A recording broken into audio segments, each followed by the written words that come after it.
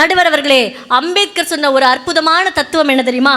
நீ ஒவ்வொரு வேளையும் உண்ணும் உணவு சாப்பிடுவதற்காக அல்ல, சாதிப்பதற்காக அப்படின்னு சொன்னார். வெறும் ஏதோ வெந்ததை சாப்பிட்டு வீட்டில் சும்மா இருக்கிறது வாழ்க்கை இல்லை நடுவர் அவர்களே. எதுக்காக வந்தோம், யாருக்கு பயன்பட போகிறோம் அப்படின்ட்டு ஒரு பயனோட வாழறது தான் வாழ்க்கை. ஆனால் சில பேர் பார்த்தீங்கன்னா சாப்பிட்றதுக்குன்னே பிறப்பாங்க. நிஜமா? ஏமா நேரடியே சொல்லிட்டு போய் அதுக்கு இல்ல இந்த சாட பேசுறவெல்லாம் எனக்கு வேணாம், கோழியை வச்சு. நடுவர் அவர்களே, நான் வரும்போது அவங்க 20 சப்பாத்தி கேட்டாங்கன்ற உண்மையை நான் இப்போ உங்ககிட்ட சொல்லலை, மைக்கில் மட்டும் கொஞ்சம் ரகசியமாக சொல்லிக்கிறேன். ஆனால் சாப்பிட்றதுக்காக வாழ்றது வாழ்க்கையில் நடுவர் அவர்களே, சாதிப்பதற்காக வாழ்ந்து காமிக்கணும்னு சொன்னாங்க. இப்போ சாப்பிட்றதுல ஒரு விஷயத்தை நம்ம யோசிச்சு வைக்கணும். எப்படி தெரியுமா? காலையில் உணவு சாப்பிடும்போது ஒரு பெரிய மகாராஜா மாதிரி நினச்சி சாப்பிடணுமா, நல்லா சாப்பிட்டுக்கணுமா. மத்தியானம் சாப்பிடும்போது ஒரு இளவரசன் மாதிரி நினச்சி சாப்பிடணுமா. நிறைய கடமைகள் இருக்கு, அளவா உண்ணணுமா. ராத்திரி உணவு சாப்பிடும்போது ஒரு பிச்சைக்கார மாதிரி இருந்து சாப்பிடணுமா. ராத்திரியில கம்மியா தான் சாப்பிடணும், உண்மை இது. இத நீங்க 3 வேளையும் ஃபாலோ. நைட் சாப்பாடு சாப்பிடுறதுக்கு முன்னாடி அம்மான்னு சொல்லி சாப்பிடணுமா? ஆமா ஆமா, அப்படிதான். பிச்சைக்கார மாதிரி நினைச்சு தினமும் நீங்க வீட்ல உங்க மனைவி கிட்ட கெஞ்சி கதறி கூத்தாடி தட்டை ஏந்தி கையை ஏந்தி சாப்பாடு வாங்குற விஷயத்தையும் நான் யாருக்கும் சொல்ல மாட்டேன். அந்த மாதிரி வெறும் சாப்பிட்றதுக்காக வாழறது வாழ்க்கை இல்லை நடுவர் அவர்களே. ஒரு மீனவன் அதிகாலை ஒரு 4 மணிக்கு எழுந்து கடற்கரையில் மீன் பிடிக்க போனாராம். சரி இன்னும் கொஞ்சம் வெளிச்சம் வரட்டும், வெளிச்சத்துக்கு பிறகு நம்ம கடலுக்கு போகலாம் அப்படின்னு உட்காந்து கடற்கரையில் உட்காந்துட்டு அந்த கடல் அழகை ரசிச்சுட்டு இருந்தாராம். அப்போ அப்படியே அந்த கடற்கரை மணலில் கைகளை தொழாவிட்டு இருக்கும் பொழுது கையில் ஒரு கல் மூட்டை கிடச்சிதான். அந்த கல் மூட்டை எடுத்துட்டு ஒரு கல்லாக எடுத்து அந்த தண்ணியில் கடலில் போட்டு விளையாடிட்டே இருந்தாராம். பொழுது போகணும்ல, ஒரு கல்லா எண்ணி போட்டு வந்தாராம். அதில் மொத்தம் 100 கல் இருந்துச்சா, 99 கல் தூக்கி போட்டாராம். கரெக்டாக அந்த 100வது கல்லை எடுத்து அவர் தூக்கி போடும் பொழுது அந்த இருள் விலகுது. அழகாக அந்த கிழக்கிலிருந்து சூரியன் உதிக்குது, வெளிச்சம் வருது. வெளிச்சத்தில் பார்த்தா அவர் கையில் இருந்தது வெறும் கல் இல்லைங்க, வைரக்கல். இவ்வளோ நேரம் இருட்டில் தெரியாமல் ஒவ்வொரு கல்லாக தூக்கி போட்டிருக்காரு. கடைசியில் இருக்கிறது ஒரே ஒரு கல். அப்போ கூட அந்த தொழிலாளி என்ன தெரியுமா பண்ணாரா? ஐயோ இவ்வளோ கல்லை தூக்கி போட்டுட்டோமே அப்படின்னு கஷ்டப்படாமல் இருக்கிற இந்த ஒரு கல்லை மூலதனமாக வச்சு என் வாழ்க்கையில் நான் முன்னேறுவேன், எனக்கு மிகப்பெரிய நம்பிக்கை இருக்கிறது அப்படின்னு ஒரு ஜென் கதையில் அழகாக சொல்லுவாங்க. மனிதன் எதை இழந்தாலும் நம்பிக்கையை இழக்கக்கூடாது. அந்த நம்பிக்கை எப்படி வரும் நடுவர் அவர்களே? இந்த மாதிரி மேடை பேச்சு கேட்டால் வரும், தத்துவங்களை படித்தா வரும். எல்லாத்தையும் விட ஈஸி அண்ணல் அம்பேத்கருடைய வாழ்க்கை வரலாறை கேட்க கேட்க கேட்க கேட்க தானா வரும் நடுவர் அவர்களே. எவ்வளவு அருமையா சொன்னோம். ஆனா நடுவர் அவர்களே, இப்ப நான் கவிதை சொன்ன நீங்க கேட்டீங்கல்ல, நான் சொல்ற கவிதை அப்படியே கொஞ்சம் திருப்பி சொல்றீங்களா? உங்களையும் ஒரு கவிஞராக்கி பார்க்கணும்னு எனக்கு ஒரு ஆசை வந்து. திரும்பி இல்ல, திருப்பி சொல்லுங்க. திருப்பி ரிப்பீட். நீங்களும் ஒரு கவிஞர் ஆகலாம். நான் எல்லாரும் கூட ட்ரை பண்ணலாம். சொல்றீங்களா? காட்டுல புலி வேட்டையாடுது மானை. காட்டுல புலி வேட்டையாடுது மானை. கடல்ல வலை வீசினா பிடிக்கலாம் மீனை. கடல்ல வலை வீசினா பிடிக்கலாம் மீனை. களிமண்ணை உருட்டி செஞ்சு செய்யலாம் பானை. களிமண்ணை உருட்டி செஞ்சா செய்யலாம் பானை. கலர்ல நடுவரை மிஞ்ச முடியுமா யானை? ஏன் நடுவர் அவர்களே? நீங்க விஷயத்தை பேசுங்க நடுவர் அவர்களே. இப்ப எங்க ஊர்ல நீலூசு நாலூசுன்னு 2 பேர் இருந்தாங்க. இப்படி எல்லாமா ஊர்ல இருக்கானுங்க? எங்க ஊர் பிறந்த ஊர் அப்படிப்பட்ட ஊரு. நீலூசு நாலூசுன்னு 2 பேர் இருந்தாங்க. அதுல நீலூசு வெளியில போயிட்டாரு. அப்ப வீட்டுல யார் இருந்தா? நாலூசு. சின்ன சின்ன அறியாமை மனுஷனுக்குள்ள இருக்குதாங்க செய்யும். அண்ணல் அம்பேத்கர் சொன்னாரு, அறியாமை அடிமை என்பது உன் சாபம் அல்ல, அது உன் அறியாமையோடைய வெளிப்பாடு. கல்வி மூலமாக அதை நீ சமன் செய்து கொள்ளலாம்னு சொன்னார். ரொம்ப இருள் படர்ந்த இருள் நிறைந்த ஒரு அறைக்குள்ள ஒரு சிறிய மெழுகுவத்தி எப்படி வெளிச்சத்தை தருதோ அந்த மாதிரி ஒரு புயலான ஒரு வாழ்க்கையில ஒரு பூந்தென்றல் வீசினா எப்படி இருக்குமோ அந்த மாதிரி அண்ணல் அம்பேத்கர் ஒடுக்கப்பட்ட மக்களுடைய வாழ்வில் ஒரு பூந்தென்றலாக வீசியவர் நடுவர் அவர்களே. இனி அச்சம் மச்சம் இல்லை, இனி அடிமை எண்ணம் இல்லை, நம் காலம் இங்கே கூடி போச்சு, கண்ணீர் மிச்சமில்லை. காலம் மாறி போச்சு, நம் கண்ணீர் மாறி போச்சு, நாளை என்ன நாளை என்ற நம்பிக்கை உண்டாச்சு. காலம் மாறி போச்சு, நம் கண்ணீர் மாறி போச்சு, நாளை நல்ல நாளை என்ற நம்பிக்கை உண்டாச்சு. அச்சம் அச்சம் இல்லை, இனி அடிமை எண்ணம் இல்லை, நம் காலம் இங்கே கூடி போச்சு, கண்ணீர் மிச்சமில்லையே. கேட்கறதுக்கு நல்லா இருக்குல்ல? காலம் மாறிடுச்சுல. நடுவர் அவர்களே, ஒரு பூ கவிதை சொல்லி கேட்டிருக்கீங்களா? பூ கவிதை சொல்லியா? கேட்டது இல்லையா? இல்லையே. அத ஒரு பூவே சொல்லி கேட்டிருக்கீங்களா? அந்த கொடுமை இதுவரைக்கும் நான் சந்திச்சது இல்லை. ரெண்டுத்தையும் இப்ப இந்த இடத்துல நீங்க கேட்க போறீங்க நடுவர் அவர்களே. ஒரு மலர் சொல்லுதான், மாதர் சூடுவரை எனக்கு மகிழ்ச்சி இல்லை, பூஜைக்கு போகிறேன் எனக்கு திருப்தி இல்லை, ராஜபோகத்தில் எனக்கு சந்தோஷம் இல்லை, ஆனால் விடுதலைக்காக உயிர் நீத்த வீரர்களின் கல்லறையில் விழுகிறேனே, அன்றுதான் நான் பிறந்த பயனை அடைகிறேன்னு சொல்லிட்டு ஒரு மலருக்கு இருக்கிற வேகம் இன்னைக்கு மாந்தர்களுக்கு இல்லாம இருக்கிறது இல்லை நடுவர் அவர்களே, நிறைய இருக்கு. அந்த வேகத்தை கொடுத்தது யாரு? அண்ணல் அம்பேத்கர் அவர்களுடைய கருத்து. நம்பிக்கையும் தைரியமும் வெற்றி கிரீடத்தின் இரு ஒளிமிகு வைரங்கள் அப்படின்னு சொன்னாங்க. வாழ்க்கை அப்படின்றது பரிசோதிப்பதற்காக இல்லை, சாதிப்பதற்காக சொன்னாங்க. அந்த நம்பிக்கையையும் தைரியத்தையும் கொடுத்த ஒரு உன்னத பாடலை நான் சொல்லவா? உள்ளம் என்றும் எப்போதும் உடைந்து போக கூடாது, என்ன இந்த வாழ்க்கை என்ற எண்ணம் தோன்ற கூடாது. எந்த மனிதன் நெஞ்சுக்குள் காயமில்லை சொல்லுங்கள், காலப்போக்கில் காயமெல்லாம் மறைந்து போகும் மாயங்கள். மனிதாவும் மனதை கீறி விதை போடு மரமாகும், அவமானம் படுதோல்வி எல்லாமே வரமாகும். தோல்வியின்றி வரலாறா, துக்கம் என்ன எனையோடா, ஒரு கனவு கண்டால் அது தினம் என்றால் ஒரு நாளில் நிஜமாகும். மனமே ஓ மனமே நீ மாறிவிடு, அது பணியோ நீ மோதிவிடு. ஏன்னா பெண்களுக்கு ஒரு தலைவர்னா பெண்களை போற்றணுங்க, பெண்களை மதிக்கணும். அதனால தான் சொல்லுவாங்க ஆண்களை பார்த்து, உன்னை கருவில் சுமந்தவளையும் உன் கருவை சுமப்பவளையும் மறக்காதேன்னு. ஏன்னா தாய் அவ்வளோ ஒரு மனிதனுடைய ஆதாரத்திற்கே, வாழ்க்கை ஆதாரத்திற்கே அடிப்படை ஒரு தாய் தான். ஒரு குழந்தைய 10 மாதம் சுமந்து பெறுவது அப்படின்றது சாதாரண விஷயம் இல்லைங்க. 1ஆம் மாதம் உதிரம் நின்று, 2ஆம் மாதம் இதுவென அறிந்து, 3ஆம் மாதம் முழுவதும் தெரிந்து, 4ஆம் மாதம் நடை தளர்ந்து, 5ஆம் மாதம் வாந்தி எடுத்து, 6ஆம் மாதம் இழப்பது நோக, 7ஆம் மாதம் இடுப்பது நோக, 8ஆம் மாதம் மயக்கம் வந்து, 9ஆம் மாதம் சிலர் முன் அழுது, 10ஆம் மாதம் பலர் முன் கதறி கதறி பதறி பதறி அழுது அழுது பெற்றெடுக்கிறாளே ஒரு பிள்ளையை. அப்படிப்பட்ட தாயை ஒரு தலைவன் போற்றணும்னு சொல்லி கொடுத்தது எங்களுடைய அண்ணலுடைய கருத்துக்கள். பட்டினியா கிடந்தாலோ பிள்ளைக்கு பால் கொடுப்பா, பால் கொடுக்கும் பிள்ளை மோகம் பார்த்து பசி மறப்பா.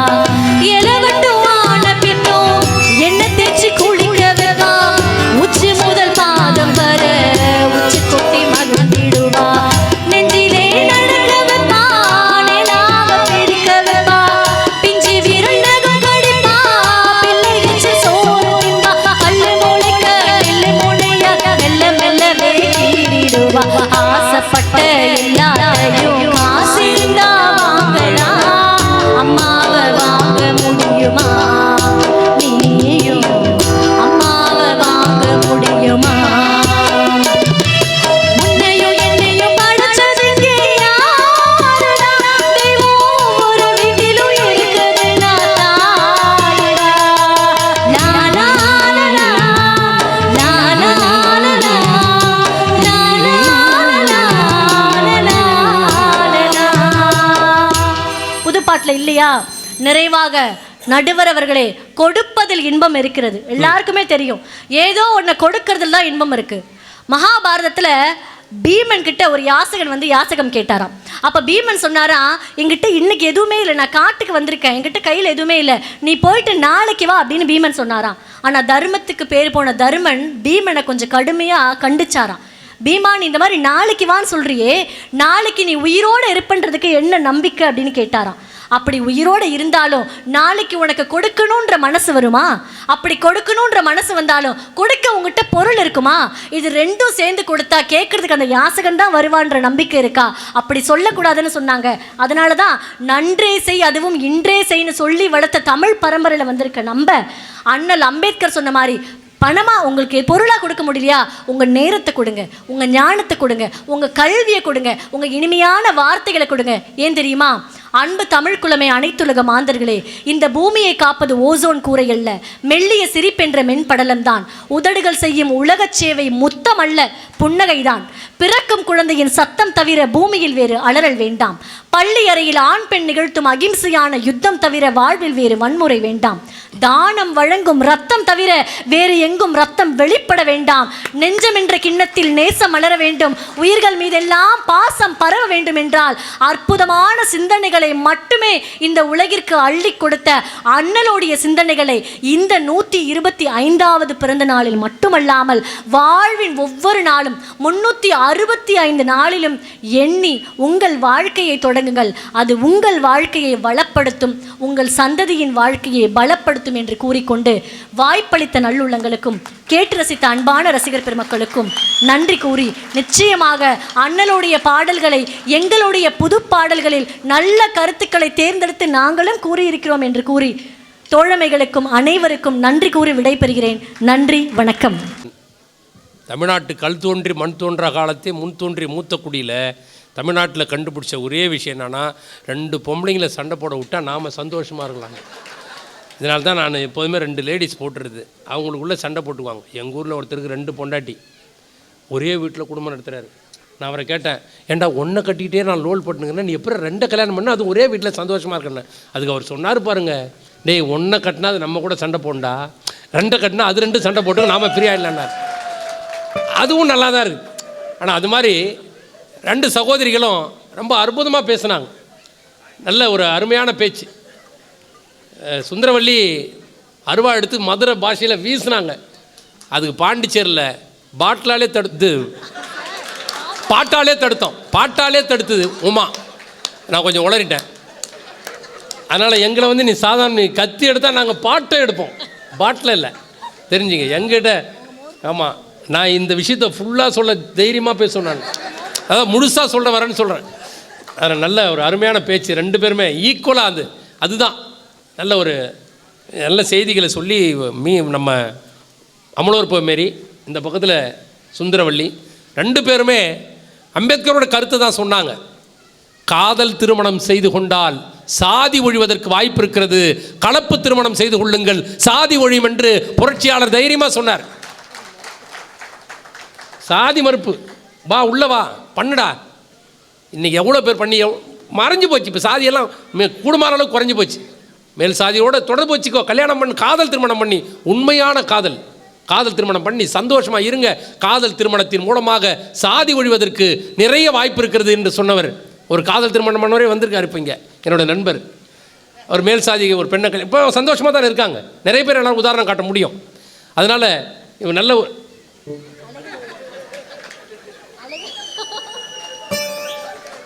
இங்கே ஒருத்தன் உயிரை கொடுத்து பேசிகிட்டு இருக்கிறேன். பிஸ்கட்டு அசிங்கமாக இல்லை.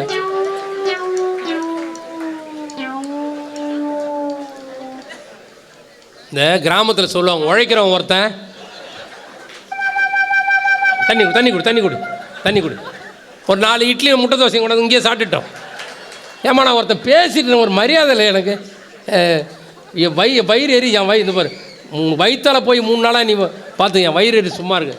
மன மாதிரி என்ன பேச விட்டு நீங்கள் மாட்டு மிக்சர் சாப்பிட்டு நீயும் சாப்பிடாம வந்தப்பா வா. நீ தண்ணி குடி, நீங்கள் எல்லாம் டீ குடிங்க, தண்ணி குடிங்க, சாப்பிடுங்க. நாங்கள் வந்து தொண்டை வைத்த கத்தி கிடப்பேன். அதுக்கு தான் நடுவுறோம். அது வேறு, நீங்கள் அதுக்கு தான் நடுவுரு. சரி பரவாயில்ல. நல்ல இப்போ இது மாதிரி தமிழ்நாட்டில் ஊராக பேசுகிறோமே, இது போல் ரசிகர்களை பார்த்துருக்க முடியுமா? உண்மையிலே சொல்கிறேன், ஒரு அகமகிழ்ச்சியோட 100% அகமகிழ்ச்சியோடு நான் பேசுகிறேன். அற்புதமான ரசிகர்கள் உட்கார்ந்து அந்தந்த இடத்துல உட்கார்ந்தவங்க நான் அப்படியே பார்த்துருக்கேன். சில முகத்தில் அந்த டக்குன்னு அப்படி இந்த பளிச்சுன்னு ஒரு வெளிச்சம் ஒரு மாதிரி, அது மாதிரி பிரகாசமாக ஒரு 10-15 பேர் உட்காந்துருக்காங்க. ஆனால் நல்ல இவங்க சொன்னாங்க, கொடுப்பதில் இன்பம் இருக்கிறது, கொடுத்து பாருங்கண்ணா. அம்பேத்கர் பணத்தை கொடுக்க முடியலையா, உன் செல்வத்தை கொடுக்க முடியலையா, உன்னிடம் இருக்கிற கல்வியை கொடு, உன்னிடம் இருக்கிற நேரத்தை ஒதுக்கு, உன் உடல் உழைப்பை கொடு, சமுதாயத்தை முன்னேற்றுவதற்கு உன்னை நீ அர்ப்பணித்துக்கொள். இதான் அம்பேத்கர் சொன்னார். இப்போ பணத்தை கொடுக்கணும் அவசியமே இல்லை, நீ பணம் எதையோ கொடுத்து உதவு. கொடுப்பதில் இன்பம் இருக்கிறது என்று புரட்சியாளர் சொன்னார். அது சத்தியமான உண்மை. பாவேந்தர் பாரதிதாசனும் அதுதான் சொன்னார். இட்டுப்பார் உண்டவர்கள் இன்புற்றுக்கையிலே தொட்டுப்பார் உன்னெஞ்சை தோன்றும் இன்பம்னார். இதான் சொன்னார். அப்போ இன்னொருத்தன் சாப்பிட்டுக்கிட்டு இருக்கும்போது சாப்பாடு போடு, அவன் சாப்பிட்டுக்கிட்டு இருக்கும்போது அவன் முகத்தை பாரு, அவன் சந்தோஷத்தை பாரு, உனக்கு சாப்பிட்ட திருப்தி வந்துடும்னார். அப்போ உனக்கு பணத்தை கொடுக்க முடியலையா, நீ படித்த படிப்பை கொடுறா, உன் நேரத்தை ஒதுக்கு, உன் உடல் உழைப்பை கொடு. ரொம்ப அழகாக சொன்னாங்க. நல்ல 2 பேருமே 2 பக்கமும் 2 பெண்களும் அருமையான சகோதரிகள் நல்லா பேசி ஒரு நிறைவுக்கு கொண்டு வந்திருக்காங்க. இப்போ நான் தீர்ப்பு சொல்லி ஆராய்ச்சி பண்ணிடுவோம், இப்போ முடிச்சிடுவோம். நல்ல ஒரு அருமையான ரசிகர்கள். ஏன்னா ரசிகன் இல்லாத அழகும் கலையும் பெருமை கொள்ளாது என்று கவிஞர் வாலி சொல்லுவார்.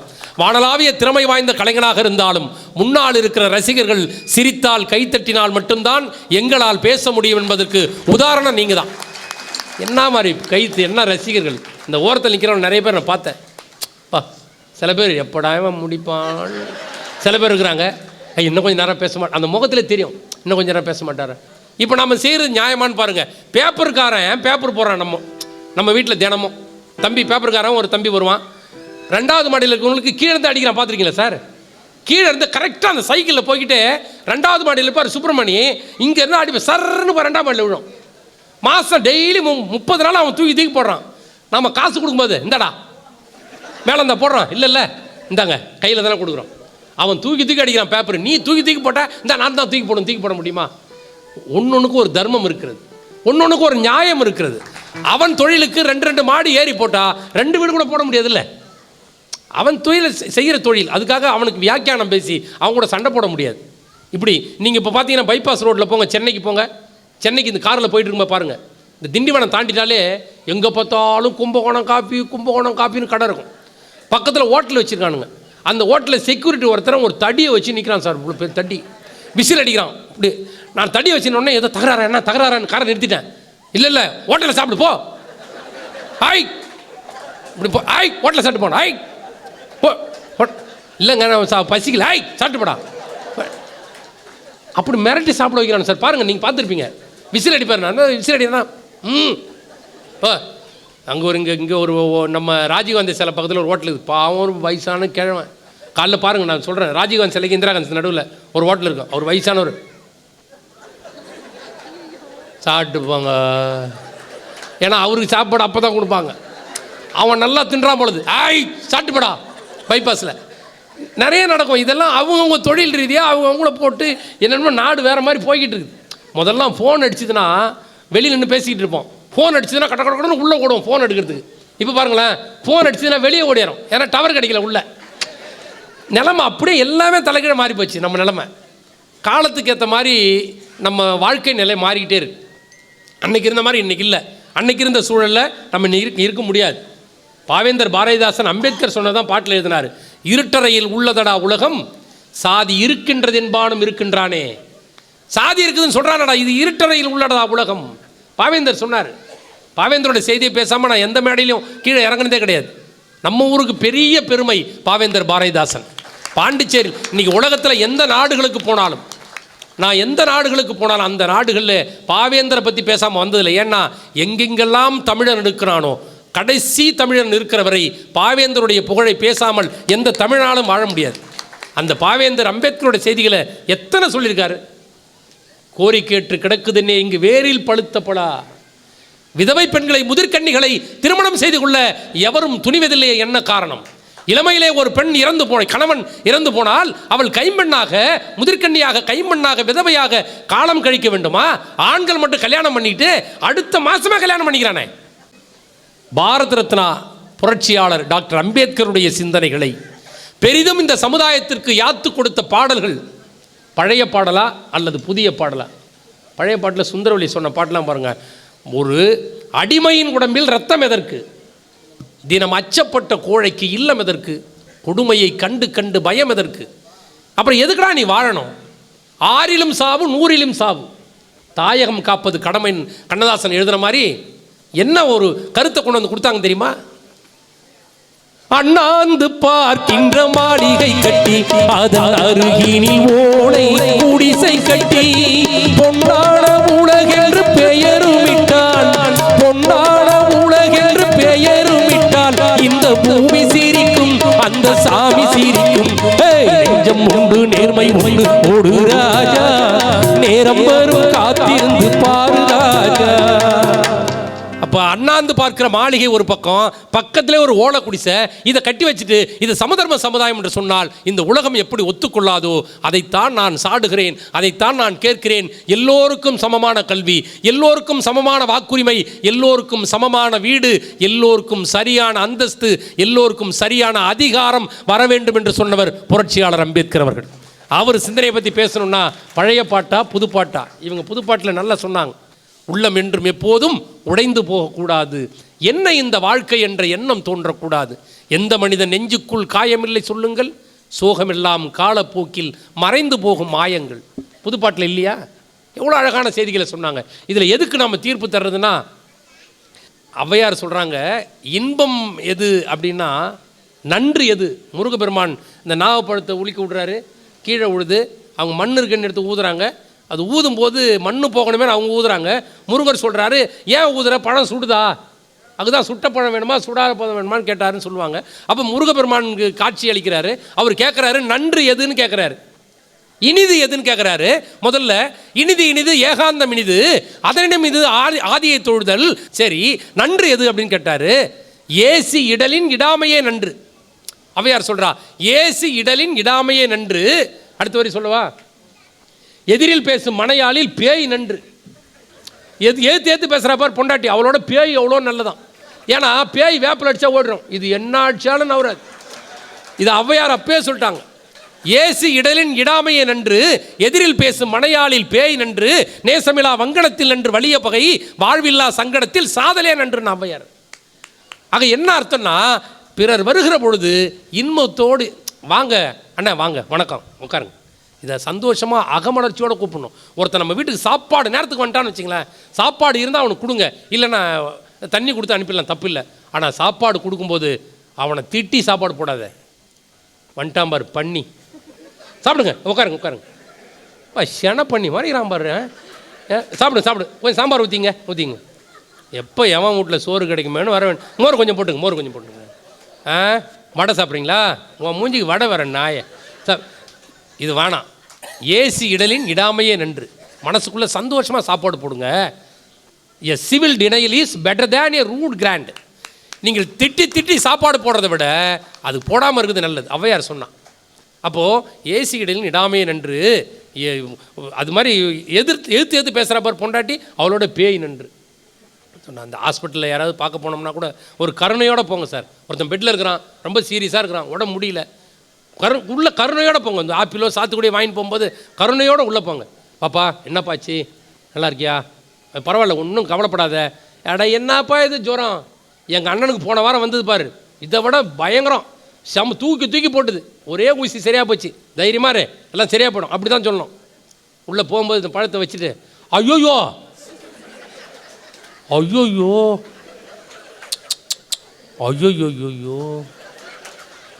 ஆமாம், யார் டாக்டரு?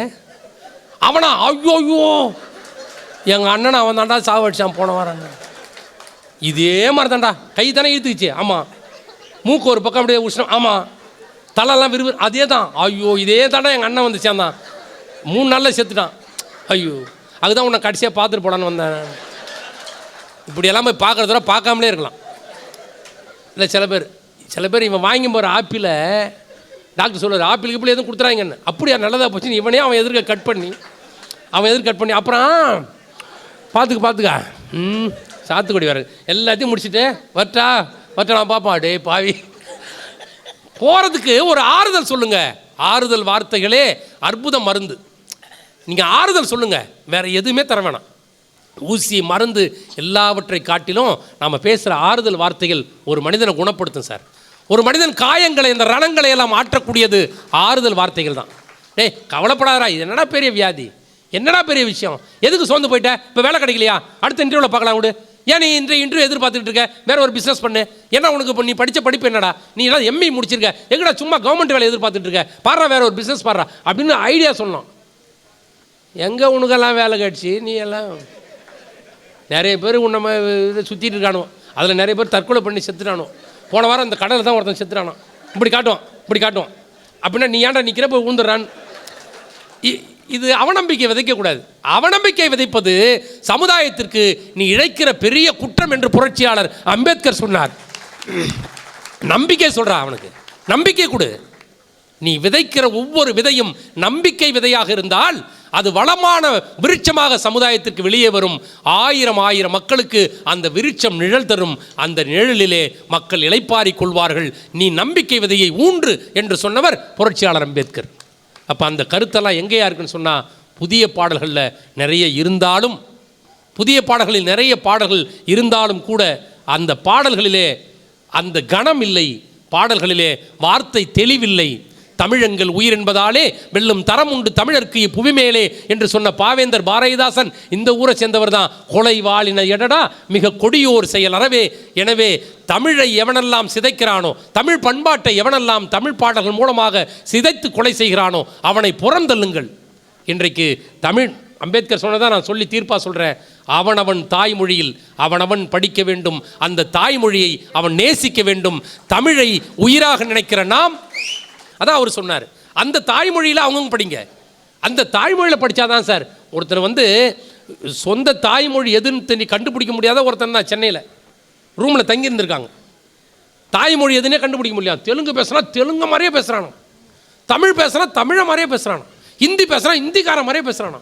இவன் என்னடா தாய்மொழின்னு கண்டுபிடிக்க முடியும். அப்போ என்ன பண்ணாலும் கண்ணதாசன் சொன்ன ஐடியா இது. கண்ணதாசன் சொன்னாரான், டேய் அவன் தாய்மொழி என்னன்னு கண்டுபிடிது ஒரு வழி இருக்குது, கம்முனு நல்லா அசந்து தூங்கிட்டான். அவன் தூங்கும்போது நல்ல கம்பியை நல்லா பழுக்க வச்சு அவன் முதுகில் இழுங்க. அப்போ ஏந்து ஐயோயோன்னு கத்துறானா அவன் தமிழன். இல்லைனா வேறு அவன் பாஷையில், அவன் சொந்த பாஷை தாய்மொழி தான் கத்துவான் எவனாக இருந்தாலும். உடனே அந்த மாதிரி கம்பி ஒருத்தன் தூங்கியிருந்தான் பக்கத்து ரூமில். அவன் ஃப்ரெண்டுங்க கண்ணதாசன் கம்பியை பழுக்க வைங்கிறான். ஆனால் நல்லா பழுக்க வச்சு அவன் முதுகில் ஒடிச்சு இழுத்தோடனே எந்த பட்டியண்டம் அவனே அப்படின்னானா. டேய் அவன் மலையாளிடா. ஆமாடா மலையாளிங்க, இவ்வளோ நாளாக ஏமாத்தினல்ல. சுய உணர்வை மறந்து ஒருவன் ஜடமாய் கிடக்கிற பொழுதும் கூட அவனை உசிப்பி விடுகிற பொழுது அவன் தாய்மொழி அவனை வெளியே கொண்டு வரும் என்று சொன்னவர் அம்பேத்கர். அப்போ சுய உணர்வை மறந்து ஒருவன் இருக்கிறவனை தட்டி எழுப்புவது எது தெரியுமா? அவன் மொழியில் படிக்கிற கல்வி. அந்த கல்வியை அவனுக்கு கொடுக்க வேண்டும். முதலமைச்சர் இன்னைக்கு புதுவை முதலமைச்சர் ஏழை குழந்தைகளுக்கு, கிராமத்தில் இருக்கிற மக்களுக்கு மருத்துவ கல்வியும் என்ஜினியரிங் கல்வியும் கொடுக்குறாரே, அந்த மாமனிதருக்கு நாம் வாழ்த்து சொல்ல வேண்டிய கடமைப்பட்டிருக்கிறோம். இன்னைக்கு எத்தனை டாக்டர் உருவாயிருக்காங்க, எத்தனை பேர் மேலே கொண்டு வந்திருக்காரு. ஏன்னா அந்த அந்த அரசாங்கம் இன்றைக்கு ஐயாவுடைய 125வது பிறந்த நாளை இவ்வளவு விமர்சையாக பாண்டிச்சேரி இதுவரைக்கும் கொண்டாடுதில்லை சார். இதான் சார் வரலாற்று சாதனை. இவ்வளவு பெரிய மேடை, பட்டிமன்றத்துக்கு மேடை போட சொன்னால் கபடி விளையாடலாம் போட்டுருக்குதுல, எப்படி இருக்குது பாருங்கள். அதனால் நல்ல ஒரு அற்புதமான வாய்ப்பு. அதில் தமிழுக்கு உயிர் கொடுத்த பாட்டு எத்தனையோ பாட்டு சொல்லலாம். அதில் அம்பேத்கர் சொன்னார், சிந்திக்க தெரியாதவனை மன்னிக்கலாம், சிந்திக்க தெரியாதவனை மன்னிக்கலாம், சிந்திக்க மறுப்பவனை மன்னிக்கக்கூடாதுன்னார். அப்போ விஷயம் தெரியாத மாதிரி சில பேர் பண்ணிக்கிட்டே இருப்பான், எனக்கு தெரியாது அப்படி தெரியாத மாதிரியே போயிட்டு இருப்பான் பாலிஷ்டாக, அவனை தான் மன்னிக்கூடாது. எனக்கு தெரியலன்னு வெளிப்படையாக சொல்கிறான் பாருங்கள், அவனை ஒத்துக்கலாம். இது நாட்டில் நடக்கிற சம்பவம். இதையெல்லாம் அடிப்படையில் ஒவ்வொரு செய்தியாக மக்களுக்கு எடுத்து எடுத்து எடுத்து சொல்லிக்கிட்டு இருந்தவர் தான் புரட்சியாளர் அம்பேத்கர். அவருடைய கருத்துக்கள் எங்கே பதிவாகி இருக்கிறது? காதல் பற்றி சொன்னாங்க. காதல் சினிமாவில் எத்தனையோ பாட்டு, காதல் பாட்டு இருக்குது. அதில் அம்பேத்கரோட கொள்கையை வச்சே ஒரு பாட்டு, நம்ம வாலி எழுதின பாட்டு தான். ஒரு காதலியோடு இருக்கிறப்ப கூட சமுதாயத்தை பற்றி ஒருத்தன் யோசிப்பான். அவன் இப்போ இந்த எல்லைகளில்லா உலகம் என் இதயமும் அதுபோல் நிலவும், புதுமை உலகம் மலரும், நல்ல பொழுதாய் யாருக்கும் புலரும்னா இதெல்லாம் கொண்டு வந்து நிறுத்தாம பாருங்க.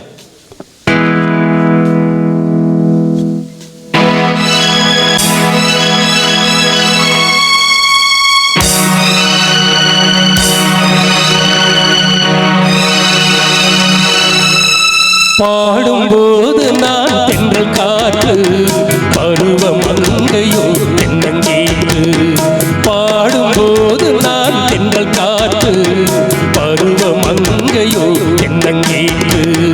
நான் வரும்போது ஆயிரம் பாடல் ஆட வந்ததென்ன, நெஞ்சம் ஆசை கொண்டதென்ன. பாடும்போது நான் தென்றல் காற்று, பருவம் அங்கையோ தென்னங்கீற்று.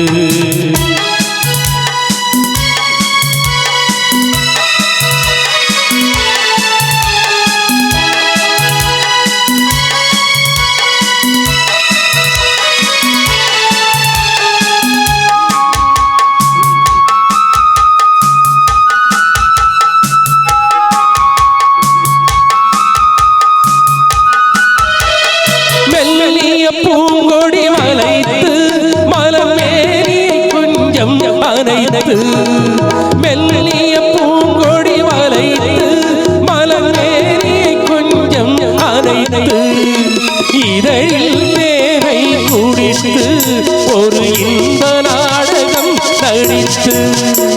இதழில் தேனை குடித்து ஒரு இன்ப நாடகம் நடித்து யாரும் வாழ பாடும் காற்றும் நானும் ஒன்றுதானே இன்ப நானும் இன்றுதானே பாடும்போது நாம் தென்றல் காற்று பருவம் அங்கையோ தென்னங்கீற்று. திரை இசை பாடல்களில் இன்றைய பாடல்களும் சமுதாயம் தழுவிய கருத்துக்களை சொல்லியிருக்கிறது. அன்றைய பாடல்களும் சமுதாயத்தின் மீது அக்கறை காட்டியிருக்கிறது. இதிலே எந்த பாடல் மக்கள் மனதிலே புரட்சியாளரின் கருத்துக்களை விதைத்திருக்கிறது என்கிற தீர்ப்பை நாம் அளிக்கிற காலத்திலே 8 கோடி மக்களை சிந்திக்க தூண்டி அவர்களுக்கு பதவியையும் அதிகாரத்தையும் அளித்து இன்றைக்கு மகோன்னத இடத்தை பிடித்திருக்கிற அமரர் புரட்சியாளர் அம்பேத்கருடைய நினைவை பாராட்டுகிற வகையிலே, நிறைவை போற்றுகிற வகையிலே எந்த பாடலை சொல்லி அவருக்கு தீர்ப்பு தரலாம் என்று யோசிக்கிற நேரத்தில் எத்தனையோ பாட்டு வந்து விழுந்துக்கிட்டே இருக்கு. ஒரு மனசுக்குள்ள எங்கே தீர்ப்பு சொல்லான்னு ஒரு வைரமுத்தை நம்ம புறந்தள்ள முடியல. வைரமுத்து காதல் பாட்டு, சமுதாய பாட்டில் நிறைய சொல்கிறேன். மனுஷன் எப்படி இருக்கணுன்றார் வைரமுத்து. ஒரு மனுஷனா எப்படி தெரியுமா இருக்கணும்? வீடு எரியுது, ஒரு கூரை வீடு பிடிக்குதுன்னா 10 வீடு எரியும், நமக்கு தெரியும். இப்போ மெத்த வீடு பிடிச்சாலே 2 வீடு எரியுது. கூரை வீடு பிடிச்சா டக்கு டக்கு டக்குன்னு வீடு எரியும். ஒரு வீடு பிடிச்சதுன்னா யாராவது வேடிக்கை பார்த்துட்டு மொதல் வீடு பிடிச்சிட்டு வரா, அடுத்த வீடு எரியும் வரேன். இப்போ உள்ளே வெடிக்குதுல டிவி மூங்கில் வெடிக்குது, இப்படி ரசிக்கணும் ஒரு மனுஷன்.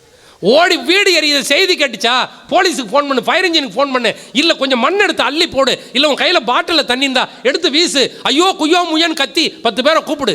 அதை விட்டுட்டு சூப்பர் மொதல் வீடு பிடிச்சதுல 1/2 மணி நேரத்தில் 8 வீடு எரிஞ்சிரும் வரேன் சூப்பரா. இப்படி சொன்னா அவன் மனுஷனா? அவன் சொன்னா மனுஷனா? அவன் அடுத்த வீடு தீப்பிடிக்க நினைப்பவன் மனிதனா, அந்த நேரம் ஓடி வந்து அணைப்பவன் மனிதனா. அடுத்த வீடு தீப்பிடிக்க நினைப்பவன் மனிதனா, அந்த நேரம் ஓடி வந்து அணைப்பவன் மனிதனா. கொடுமை கண்டு கண்ணை மூடி கிடப்பவன் மனிதனா, கோபம் கொண்டு நியாயம் கேட்டு கொதிப்பவன் மனிதனா. தடுப்பவன் மனிதனா, கெடுப்பவன் மனிதனா, கொடுப்பவன் எவனடா அவனே மனிதன். மனிதன் மனிதன் மனிதன் மனிதன் வாழும்போது செத்து செத்து பிழைப்பவன் மனிதனா, வாழ்ந்த பின்பு பேரை நாட்டி நிலைப்பவன் மனிதனா. பிறருக்காக கண்ணீரும் பிறருக்காக சின்னீரும் சிந்தும் மனிதன் எவனோ அவனே மனிதன். மனிதன் மனிதன். இது வைரமுத்து எழுதினாரு. மனுஷன் எப்படி இருக்கணும்னு இவன் தான் சார் மனிதன். அடுத்த பெண்ணின் சேலை தொட்டு இழுப்பவன் மனிதனா, இரவில் மட்டும் தாலி கட்ட நினைப்பவன் மனிதனா, கொடுமை கண்டு கண்ணை மூடி கிடப்பவன் மனிதனா, கோபம் கொண்டு நியாயம் கேட்டு கொதிப்பவன் மனிதனா. என்ன வரிகளை போட்டார் வைரமுத்து. சமுதாய சிந்தனை இல்லையா? பெண்களுக்கான பாதுகாப்பு முழுவதுமாக எந்த தேசத்தில் கிடைக்கப்படுகிறதோ அந்த தேசம்தான் ஆட்சி ஆளக்கூடிய தகுதி உள்ள தேசம் என்று புரட்சியாளர் சொன்னார். அப்போ ஆண்களை காட்டிலும் பெண்களுக்கு மகத்துவம் கொடுங்க, சொத்துரிமை கொடுங்க, சமத்துவம் கொடுங்க, பெண்களை படிக்க வைங்க. பெண் கல்வி இருந்தால்தான் இந்த நாடு முன்னேறுவதற்கான வாய்ப்பு இருக்குதுன்னு சொன்னார். மாற்றம் என்று ஒன்று மாறாதது எப்படியோ அப்படி சமுதாயத்திலே பெண்கள் படிக்காமல் போனால், பெண்கள் முன்னேறாமல் போனால் இந்த சமுதாயம் முன்னேறாது. அவர்களுக்கும் கல்வி கொடுங்கன்னு சொல்லி சொன்னவர் முதல்ல சொன்னது இந்தியாவில் அம்பேத்கர் ஒருத்தர் தான். ஒவ்வொரு சிந்தனையும் புதுசு புதுசாக இருக்கும், யாரும் சொல்லாதது. இனி அவர் போட்ட ராஜபாட்டையில் தான் நாம் போக முடியும். அவர் முட்களையும் கற்களையும் தாண்டி கால்களிலே புண்ணாகி வியர்வை சிந்தி உழைத்து போட்ட ராஜபாட்டையில் தான் இன்று நாம் பயணித்துக் கொண்டிருக்கிறோம். அதை மறந்துவிடக்கூடாது. தமிழுக்கு வளம் தருகிற பாடல்களை, தன்மானத்தை உயர்த்துகிற பாடலை, தமிழனுடைய வரலாற்றை சொல்லுகிற பாடல்களை எடுத்து பார்த்தோம்னா நிச்சயமாக அந்த அந்த ஒரு இந்த காதல் பாட்டு தான் வாலி எழுதியிருப்பார் ரிக்ஷாக்காரனில். அதில் வந்து அழகிய தமிழ் மகள் இவள், அந்த வரிகளை பாருங்களேன். தமிழுக்கு வளம் தர்றது 3 எழுத்து தான், ழா ழி ழு. இது வேறு எந்த மொழியிலும் கிடையாது, எந்த மொழியிலும் கிடையாது. ழா ழி ழு. நம் நாத்திகம் நம்மால் சொல்கிற ழி, அந்த ராழி கிடையாது, ராழி ழு. அவன் சொல்கிறது வேறு ழி. நான் மாதிரி சொல்கிறான் தெரியுமா? நான் திருநெல்வேலியா போகிறேன் அப்படின்னு கேட்டான் காலையில். சாயந்தரம் அதே ஆள் தாங்க வரான். திருவிக்கணும் அப்படியே திருநெல்வேலி திருநெல்வேலி. அந்த ராழூழி கிடையாது, ராழூழி. அழகிய தமிழ் மகள் இவள், இரு விழிகளில் எழுதிய மடல், மெல்ல மொழிவது உறவெனும் குரல், பசித்தாள் ரசிக்கும் கனி போல் இனிக்கும். அழகிய தமிழ் மகள் இவள் இரு விழிகளில் எழுதிய மடல் மெல்ல முடிவது உறவெனும் குரல் பசித்தாள் ரசிக்கும் கனி போல் இனிக்கும். அந்த வழியில பாருங்க, அழகிய தமிழ் மகள் இவள் இரு விழிகளில் எழுதிய மடல், அது ராழி இழு மூணுமே வந்துரும் பாருங்க. வாழி எழுதுனது இருந்தாலும் அவரு இல்லை பொதுவாக சொல்கிறேன், அவர் குரல் அப்படி. ஆனால் அவர் சொல்லாத சிந்தனை கிடையாது, அதுக்காக சொல்கிறேன். எம்ஜிஆர் சொல்லாத சிந்தனையே கிடையாது, ஆனால் அவர் குரல் தான் அப்படி. தமிழகத்தை எங்கே தான் தீங்கு இருந்தாலும் தமிழக மக்களுக்காக என் உயிரையும் கொதிப்பதற்காக நான் தயாராக இருக்கிறேன். ஆயிரமாக மக்களுக்காக அவங்க வறுமையை ஒழிப்பதற்காக நான் இந்த இடத்துல சூழல் வைக்கிறேன்னு சொன்னால் அப்படி தான் பேசுவார். ஆனால் சினிமாவில் பார்த்தா டிஎம்எஸ் பாடியிருப்பார். அவருக்கு மக்கள் சிந்தனைகளை, புரட்சியாளர் கருத்துக்களை அதிக மக்களுக்கு தந்தது பழைய திரையிசை பாடல்கள் என்று தீர்ப்பளித்து அனைவருக்கும் நன்றி கூறி விடைபெறுகிறேன். அன்பு வணக்கம்.